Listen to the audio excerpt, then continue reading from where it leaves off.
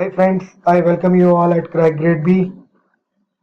Friends, in this video we will discuss model questions on history, especially Indian freedom struggle. अगर आपने पिछले साल का पेपर देखा है 2017 का, तो आपने उस पेपर के क्वेश्चंस को लगाया है, तो आपको अंदाजा लग गया होगा कि कितना क्वेश्चन, कितने टफ क्वेश्चन यूपीएससी ईपीएफओ के 2017 वाले एग्जाम में पूछे गए हैं। तो मेरे इस वीडियो को डालने का पर्पस यही है कि आप अपना स्टैंडर्ड चेक कर सकें कि आपकी जो तैयारी चल रही है वो तैयारी क्या अप टू द मार्क है, आपने जिस बुक को फॉलो किया है क्या उस बुक को फॉलो करने के बाद क्या उस स्टैंडर्ड के क्वेश्चन आप लगा सकते हैं। तो आइए इस वीडियो में चेक करते हैं अपना वो स्टैंडर्ड जो हमने तैयार किया है। Friends, before moving ahead, I would like to inform you that we have prepare a study material for Indian economy, industrial relation, labor law, social security, general accounting principle, और इस पर हमने 25% का डिस्काउंट भी दिया है। तो अगर आप इन तीनों को लेना चाहते हैं तो इट विल कॉस्ट यू 1299। अगर आप केवल industrial relation, labour law, social security और जनरल अकाउंटिंग प्रिंसिपल को लेना चाहते हैं then it will cost you 1099। And if you want to purchase only industrial relation, labour law, social security, it will cost you 899। और अगर आप हमारे इस मटेरियल को ऑनलाइन पढ़ना चाहते हैं then it will cost you 799। देखिए इसकी खासियत क्या है, इसको हम आपकी प्रिंटेड नोट फॉर्म में आपके रजिस्टर्ड एड्रेस पर भेजेंगे। सेकंड, इसमें जो लेबर कोड है उसको अपडेट किया गया है। देखिए आप सभी को पता है कि लेबर कोड की डेफिनेशन गवर्नमेंट जो देती है वो बहुत ही टफ होती है। उसको हमने अपने एक्सपर्ट के द्वारा उसको सिंपल लैंग्वेज में दिया गया है, सिंप्लीफाई किया गया है, एक स्टूडेंट के पॉइंट ऑफ व्यू से रखकर उसको तैयार किया गया है। तो फ्रेंड्स, अगर आप हमारा ये मटेरियल खरीदना चाहते हैं तो हमारी वेबसाइट www.crackgrade.com पर जाएं और अपनी ईमेल पर वेरीफाई करके आप सब्सक्राइब करें और वहां से जाके आप इस मटेरियल को परचेज कर सकते हैं। तो what is our first question for today. देखिए 2017 में मैंने फिर रिपीट कर रहा हूं, क्वेश्चन पेपर बहुत टफ आया था। और ऐसा नहीं है कि अगर किसी ने ढंग से तैयारी की होगी, अगर वो 50% क्वेश्चन भी लगा गया होगा उस टाइम में तो काफी रहा होगा। 10-15 में से अगर आपने 7-8 क्वेश्चन लगा लिए तो बहुत था। वही सोचकर मैंने ये कुछ मॉडल क्वेश्चंस तैयार किए हैं ताकि आप अपनी तैयारी को जज कर सकें, एक स्टैंडर्ड सेट कर सकें कि इन स्टैंडर्ड से नीचे मुझे नहीं जाना है, कम से कम इस स्टैंडर्ड की तैयारी मुझे करनी है। So, my first question is, who is the first lady barrister of India? Your options are Shafi Tayyab ji, Maharani Sucharu Devi, Cornelia Sarab ji, or Margaret Cousins. Who is the first lady barrister of India? What is the answer for this? देखिए इसका answer है, पहले मैं आपको answer बता देता हूं, Cornelia सरब जी। मैं आपको सोर्स भी बताऊंगा। ये क्वेश्चन है आपका स्पेक्ट्रम से, स्पेक्ट्रम से क्वेश्चन लिया है मैंने। आपकी जो तैयारी वाली बुक है सारे क्वेश्चन उसी में से लिए हैं, उसी को दोस्तों रिपीट कर करके पढ़ना है। और ज्यादा ऐसा कुछ नहीं है कि बहुत स्टैंडर्ड है या कहीं से वो पूछेगा। अगर आप एक बुक भी फॉलो कर रहे हैं दैट इज सफिशिएंट। जैसे मैंने क्वेश्चन किया है तो अब इसका आंसर आप बताएं। देखिए क्या था इसका आंसर, मैं आपको एक्सप्लेन करता हूं। इन 1925 a national council of women in India was form. और ये किस पर फॉर्म की गई थी कि एक international council of women was form. उसके बेसिस पर इंडिया में एक नेशनल काउंसिल फॉर्म की गई थी जिसको फॉर्म करने में मेहरी बाई टाटा जी का बहुत बड़ा रोल था। अब ये काउंसिल तो फॉर्म हो गई, तो इसकी एग्जीक्यूटिव कमेटी में कौन कौन लोग थे। इसके एग्जीक्यूटिव कमेटी के अंदर जो कई सारी वुमेन थी उसमें थी कॉर्नेलिया सरब जी, जिनको हम जानते हैं इंडिया फर्स्ट लेडी बैरिस्टर। इसके अलावा Tarabai Premchand, wife of wealthy banker, Shafi Tyab ji, a member of once Mumbai leading Muslim family, Maharani Sucharu जो कि केशव चंद्र सेन जी की डॉटर थी।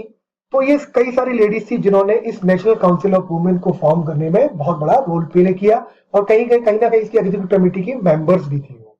बट इसका सबसे बड़ा क्रिटिक्स क्या है, ये जो executive sorry national council of women form की गई थी, उसकी जो स्टाइल थी वो फिलेंथ्रोपिक थी और ये ज्यादातर अपर क्लास ऑफ वुमेन के द्वारा फॉर्म की गई थी। जैसे मैंने आपको बताया, कोरोनेलिया जी को ले लीजिए, ताराबाई प्रेमचंद जी को ले लीजिए, शाफी तैयब जी, ये सबके सब जो है बहुत हाई फाई फैमिली से बिलोंग करती थी, तो इसको उस बेसिस पर क्रिटिसाइज किया गया था। बट उस टाइम में वुमेन्स के द्वारा एक काउंसिल को फॉर्म करना एक बहुत बड़ी चीज हो जाती है। तो what we have get from here, who was the first lady barrister? Cornelia Sorabji, याद रखिएगा, ठीक है। Now who started the newspaper Darpan in 1832? एक क्लू और मैंने और दिया है क्वेश्चन में, also known as the father of Marathi journalism. Option are Bal Gangadhar तिलक, बाल शास्त्री जांभेकर, ज्योतिराव फूले, गोपालधारी देशमुख, जिनको हम लोकहितवादी के नाम से भी जानते हैं। तो इसका ऑप्शन आंसर देखते हैं दोस्तों। इसको शुरू किया था बाला शास्त्री जांभेकर जी ने। इसका आंसर होगा बी। एक्चुअली ये जो क्वेश्चन है दोस्तों, ये क्वेश्चन लिया गया है सोशल रिफॉर्मर से। एक सेक्शन है, सोर्स मैंने आपको बता दिया, स्पेक्ट्रम। स्पेक्ट्रम से ही लिया गया है। मैं बार बार आपको सोर्स क्यों बता रहा हूं? बिकॉज यू हैव टू जज योर सेल्फ कि आप कहां पर खड़े हुए हैं। पढ़ हर कोई रहा है, बट कौन अच्छे से पढ़ रहा है और कौन इस तरह के क्वेश्चन को लगा ले जाता है। देखिए, आपको सीधा सीधा क्वेश्चन नहीं मिलेगा। आई एम रिपीटिंग, आपको डायरेक्ट क्वेश्चन नहीं देगा।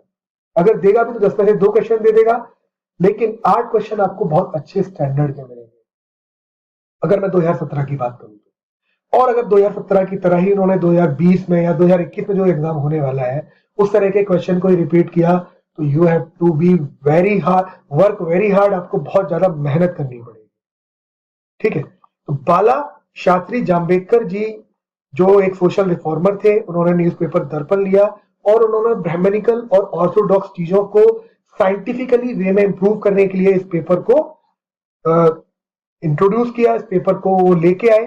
तो उनका जो मेन पर्पस था, social upliftment of the lower caste people और ब्राह्मणिकल और ऑर्थोडॉक्स लोगों को जवाब देना, ठीक। Now third question, which one of the following is not true regarding the cause failure of the revolt 1857? अगर 1857 का रिवॉल्ट आपने पढ़ लिया है तो बहुत अच्छे से आप इसका आंसर दे जाएंगे। देखिए, इसका सोर्स मैं आपको बता देता हूं, इसको लिया है मैंने बीएल ग्रोवर से।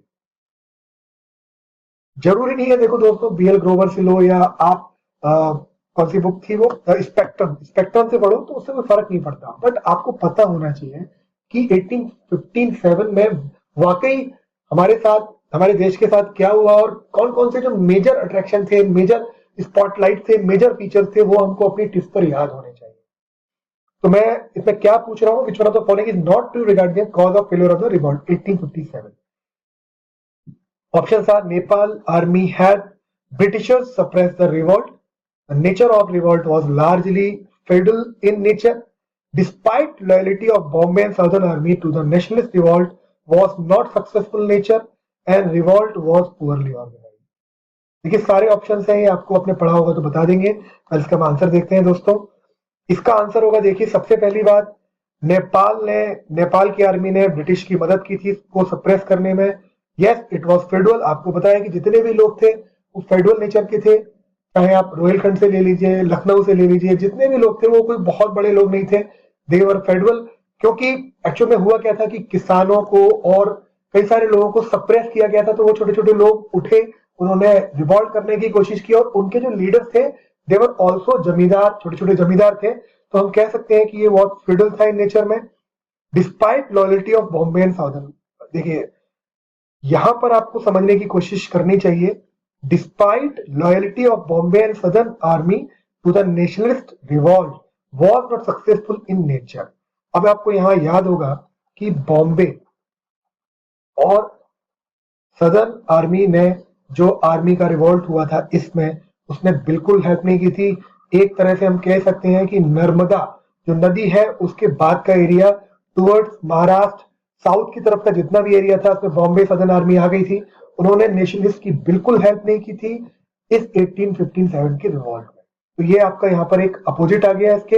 रिवॉल्ट वॉज पुअरली ऑर्गेनाइज, बहुत सिंपल सा पॉइंट है, yes it was poorly organise, it was restricted to the western Bihar, UP के कुछ एरिया में, नॉर्दर्न एरिया में, और हम कह सकते हैं कि चंबल और नर्मदा के बीच का जो पॉइंट है वहां पर ये ज्यादा ही अफेक्टिव था। रोहिलखंड, लखनऊ और ये सारे के सारे, झांसी, ये सब आपको पता ही है। तो उस केस में अंदाजा लगा सकते हैं, बट यहाँ पर जो कैच था वो कैच था कि बॉम्बे और सदर्न आर्मी ने बिल्कुल हेल्प नहीं की थी इन 1857 में नेशनलिस्ट की, कि वो इस रिवोल्ट को आगे बढ़ा। ओके, ये एक्सप्लेनेशन मैं आपको बता चुका हूं, आप चाहे तो एक बार पॉज करके इसको पढ़ लेना। नाउ एक बहुत अच्छा क्वेश्चन है, मैंने बहुत बड़ा स्टेटमेंट दे दिया है, सिंपल क्वेश्चन भी आपसे पूछ सकता है। This question is based on, पहले मैं इस क्वेश्चन को पढ़ देता हूं। The secretary of state for India Edwin Samuel Montagu Chelmsford reform आया था, आपको याद होगा, made a statement on August 1917 in the British House of Commons in what has come to known as the August Declaration. Confuse मत होना, अगस्त offer और अगस्त declaration में बहुत ज्यादा अंतर है। देखो मैंने यहाँ साफ साफ लिख दिया 1970 में है, और अगस्त ऑफर आपका 1940 के आसपास आया था, तो वहां से आपका कंफ्यूजन खत्म हो जाएगा। बट अगस्त डिक्लेरेशन क्या था, उस पर ही क्वेश्चन है। तो अगस्त डिक्लेरेशन में जो जो बातें गई थी उसके बेसिस पर कुछ स्टेटमेंट दिए गए, आपको फाइंड करना है कि कौन सा स्टेटमेंट ट्रू है। From now on onwards demand of nationalist for self government और home rule could not be terms as seditious. Important question है, स्टेटमेंट है। India objected the statement because the government alone was to decide the nature and the timing of advance towards a responsible government. India in every branch of administration and gradual development of self-governing institution with a view to progressive realization of responsible government of India। ये बहुत ही ज्यादा confuse किया है इस question में। अब पंगा क्या है, सबसे पहले तो आपको अगस्त डिक्लेरेशन के बारे में याद होना चाहिए, पढ़ा होना चाहिए। अब 600 पन्ने की किताब, छोटी छोटी चीजों को याद रखना इज वेरी टफ। अब आपको क्या करना है, यहाँ पे इसका जनरल आइडिया लगाना है। जनरल आइडिया कैसे, होम रूल, आपको याद है कि 1916 के से पहले के करीब होम रूल के बारे में बात की थी बाल गंगाधर तिलक ने, और उससे पहले कई सारे नेताओं ने इसके बारे में बात की थी। बट अब उसके बाद क्या हुआ कि जब 1909 का, आपको एक्सप्लेनेशन दिखाता हूं मैं, देखिए ये है 1909 मोरले स्टेटमेंट जब आया था, मिंटो मोरले स्टेटमेंट, तो उसको लेकर गवर्नमेंट और जो नेशनलिस्ट थे उन्होंने बहुत ज्यादा उसको क्रिटिसाइज किया कि भाई आप सेल्फ गवर्नमेंट की बात करते हो, हमें तो होम रूल चाहिए, हमें कोई चेंजेस नहीं चाहिए, आप हमें कितनी सीटें दे दो, इलेक्टेड जो बॉडी है उसमें कई सारी सीटें दे दो, एग्जीक्यूटिव काउंसिल के अंदर आप मुझे कई सारी सीटें दे दो, बट मेरा उससे कोई भी लेना देना नहीं है, मुझे तो होम रूल चाहिए, मुझे तो सेल्फ गवर्नमेंट चाहिए। तो क्या हुआ, ब्रिटिश गवर्नमेंट ने एक गेम खेला। अकॉर्डिंग टू दिस गेम उन्होंने बोला कि सेल्फ गवर्नमेंट और होम रूल की लोग जो डिमांड कर रहे हैं उसको सेडिशियस नहीं माना जाएगा। लेकिन क्या था, 1909 के बाद जो लोग होम रूल और सेल्फ गवर्नमेंट की बात कर रहे थे उन पर सेडिशंस की धाराएं लगती थी, उनके ऊपर सेडिशंस के केस लग जाते थे। लेकिन इस अगस्त ऑफर के बाद ये सेडिशन वाली चीज खत्म हो गई थी। इसका आंसर क्या है दोस्तों, इसका आंसर है बी। मैं आपको पहले सी बता देता हूं, Indians in every branch of administration and gradual development of self governing. Actually क्या हुआ था कि इन्होंने एग्जीक्यूटिव काउंसिल के अंदर लोगों की, अपने इंडियंस की सीटें बढ़ा दी थी। उसके बाद जो रूलिंग स्टेट थे वो भी आपके इलेक्टेड बॉडी के हिसाब से, इलेक्टेड जो मेंबर्स हैं वो उनको कंट्रोल कर सकते थे। बट सबसे बड़ी चीज क्या है, India objected the statement because the government alone was to decide the nature and timing of advance towards the responsible government।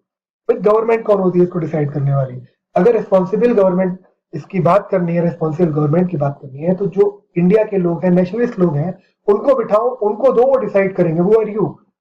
तो ब्रिटिशर्स को ये बात इंडिया ने शुरू से ही नकारी थी। तो इस स्टेटमेंट को अगर आप पढ़ भी लेते तो मेरे ख्याल से करीब करीब 60% लोग इस स्टेटमेंट को पढ़ने के बाद इस पर ही टिक करते, क्योंकि बाकी दो चीजें थोड़ी कंफ्यूजिंग थी। ठीक है, इसका आंसर आपको समझ में आ गया होगा। अब लास्ट क्वेश्चन है, the famous vernacular act was put to better control of the publication in oriental language come under the governorship of which of the following governor. देखिए 4 गवर्नर है ये, Lord Northbrook, Lord Ripon, Lord Lytton and Lord Dufferin. आपको बताना है कि जो famous vernacular act जो आया था, सबसे पहली चीज आया था 1878 में, और ये गवर्नर जितने भी है ना, ये उसी के टाइम के आसपास के हैं। तो एक बहुत बड़ा कंफ्यूजन क्रिएट यहाँ पे हो सकता है, बट इसका आंसर मैं आपको बता देता हूँ। इसका आंसर होगा दोस्तों लॉर्ड लिटन। लिटन क्या थे? सबसे बड़ी चीज यहाँ पे याद रखना कि जो लॉर्ड लिटन थे, अगर कोई भी खराब चीज आपको अगर मिल रही है ब्रिटिशर्स के बारे में और कुछ ऐसा कोई स्टेटमेंट आ रहा है और लॉर्ड लिटन का नाम आ रहा है, तो वहां पे तुरंत सबसे पहले टिक मारना। बट वर्निकुलर जो वर्निकुलर एक्ट जो है वो किसके गवर्नरशिप के अंदर आया था? लॉर्ड लिटन की गवर्नरशिप के अंदर आया था। तो ये पूरा स्टेटमेंट है, आप यहाँ से पढ़ सकते हैं। इसके कुछ दो तीन चीजें, ये मैं आपको सोर्स बता देता हूँ। ये सोर्स है बीएल ग्रोवर। तो you can follow BL Grover और स्पेक्ट्रम, जो मन करे दोनों में से आप एक किताब यूज कर सकते हो। बीएल ग्रोवर की लैंग्वेज थोड़ी इजी है, तो आप चाहे तो उसको भी फॉलो कर सकते हैं। दोनों ही बुक्स बहुत अच्छी है। तो फ्रेंड्स, ये था मेरी तरफ से आज के लिए। So thank you and happy learning. पढ़ते रहिए, मेहनत करते रहिए।